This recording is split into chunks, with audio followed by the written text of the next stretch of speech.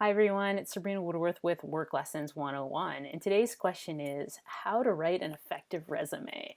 So resumes are normally the first impression a future employer will see of you. So you want to make it the most effective one possible so you secure an interview. So I'm going to discuss essentially three big steps in writing an effective resume.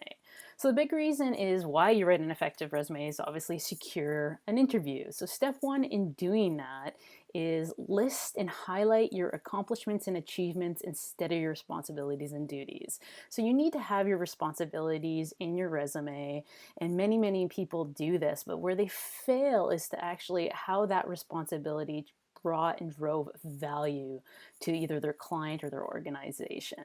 This essentially leads into my step two, which is be specific in your accomplishments. So an example of bringing value is saved 2 months on schedule and brought a savings of $2 million.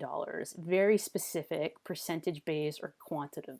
So the reason you wanted to list very specific details on the value is people can get their head around it. The employer or the HR representative who's reading your resume can understand and quantify the value that you brought. And you want to have this throughout your entire resume. So every role you list, have a couple accomplishments that you've had that, because the common theme through your resume is if I have this individual on my team, then they too will bring value to it.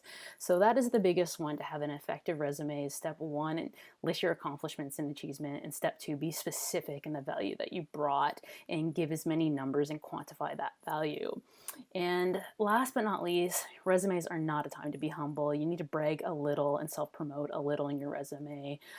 They're going to get to know you in the interview, get to know your wonderful personality in the interview, but you need to secure that interview. So therefore you need to brag a little, and you need to truly highlight your accomplishments and achievements and the values you brought to your previous employers. Bonus things that you need to be careful with your resume is you need to pass resume screening software. So you have to get through the ATS that many employers use nowadays, especially major corporations. So a couple little tips like that. Don't use a table because a lot of the software does not know how to read tables. So any of the qualifications that you put in a table won't get read.